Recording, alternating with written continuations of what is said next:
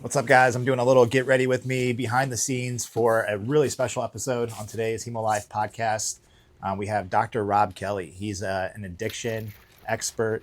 He works with celebrities. I mean, this guy charges six figures over like a 3-month time span to, I guess, essentially cure people of addiction. He's got like a 93% success rate.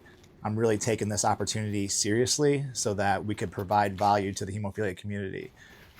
There's not a lot of opportunities to get an expert on this level. He hit rock bottom and then decided that he was going to make a change in his life.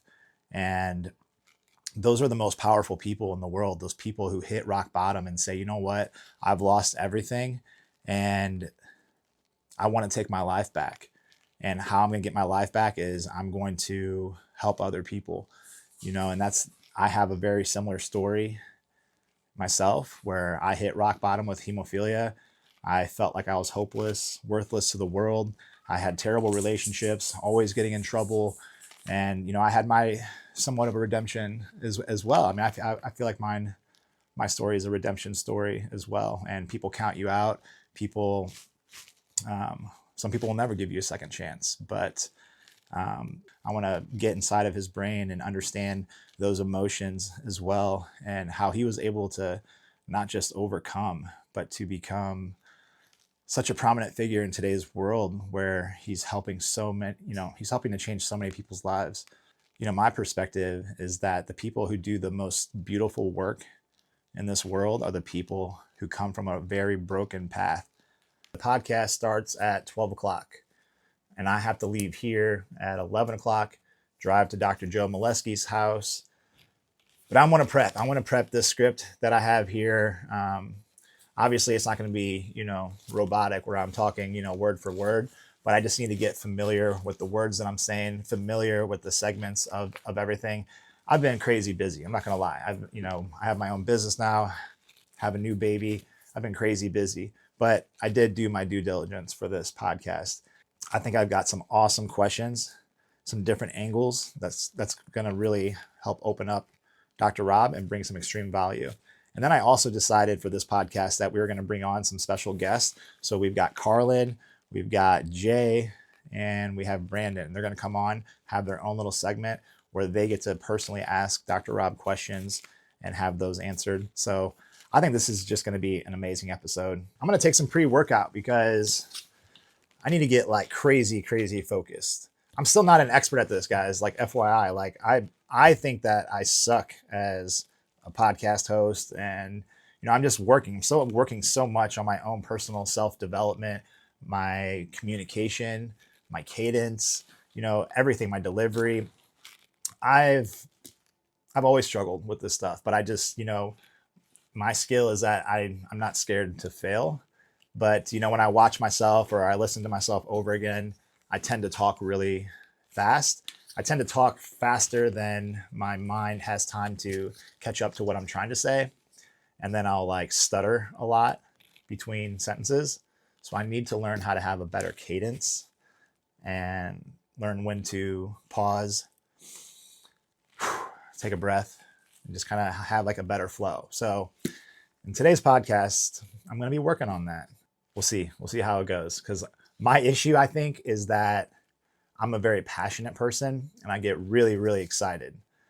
And then my voice goes up, I change the way I talk and I'll stutter a little bit.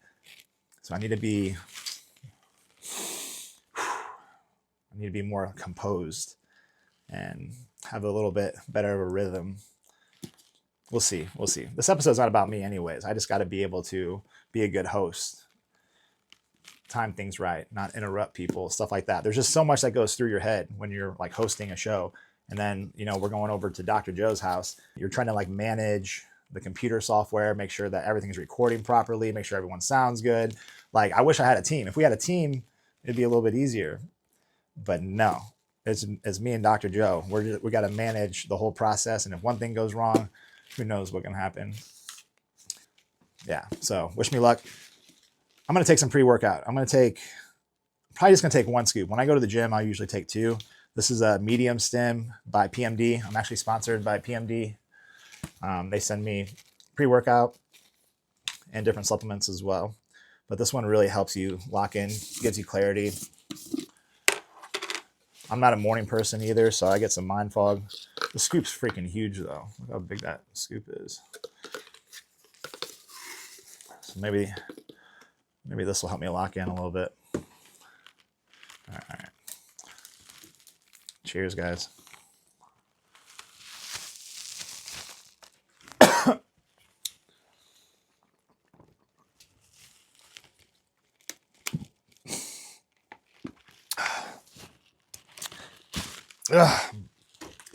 That should. It's probably smarter to mix it, but it's delicious. This is cranberry apple. Freaking delicious, man. You can find this up at GNC. You can't order it online. Oh, no, you can't order it online. But GNC is where it's at. He's an addiction doctor. Like, that's his specialty, right? Like, that's what he's known for.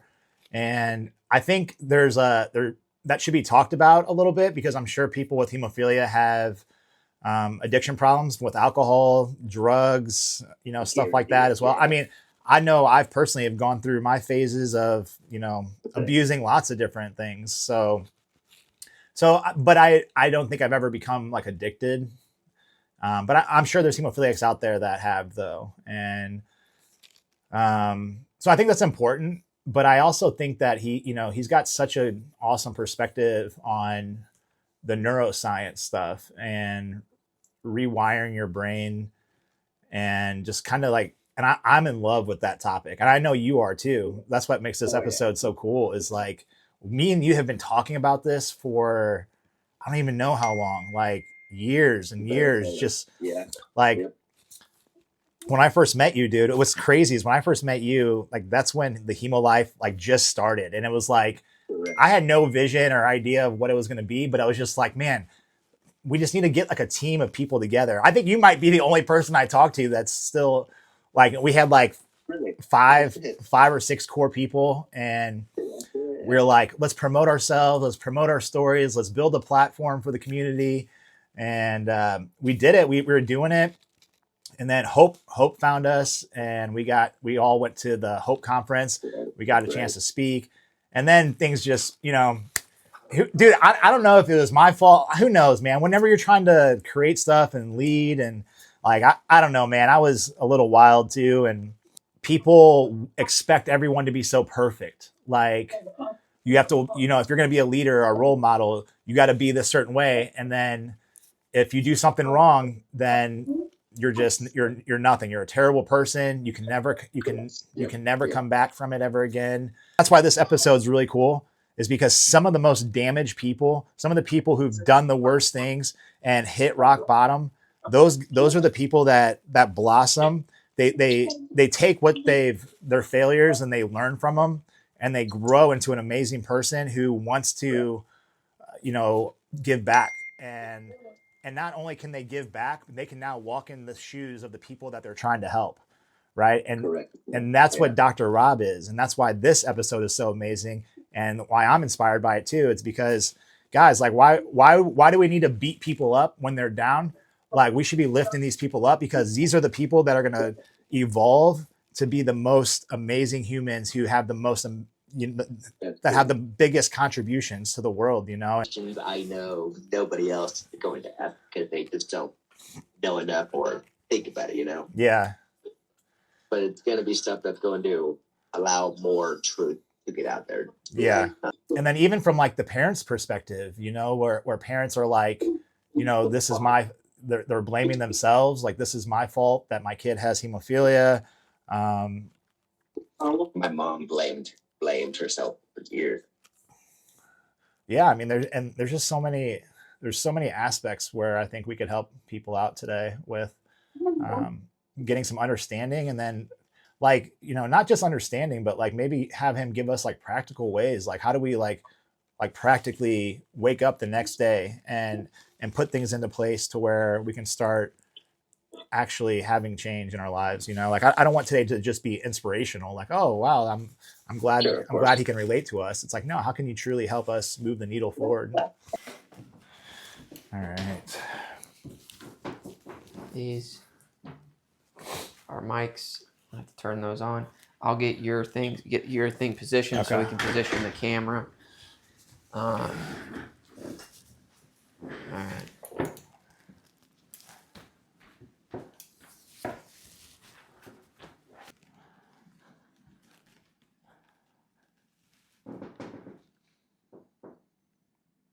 We need to lower this down and elevate the table. Okay. Lower the stand down a little bit. Unless we wanted, like, we would have to be almost standing. Yeah, like that. No, keep pushing it. Can we see the image now? So this is what we can see right here. So let me take this off. Oh, wow, that's good. But see, they're seeing the top of this. Oh, they're seeing that. Gotcha. So now let's push it down just a hair. Hold on, let me see how this. Yeah, this should come down a little bit. Daddy's coming. Hold on.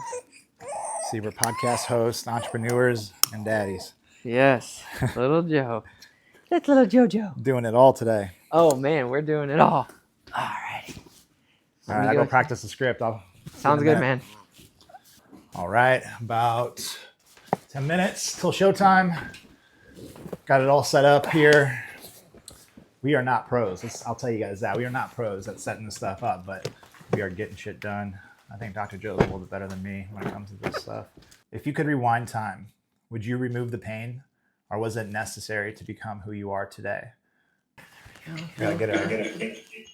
Phone's on silent too. Ooh, geez. What is that? Oh, it's the mic. Go, baby. Let's go. Woo!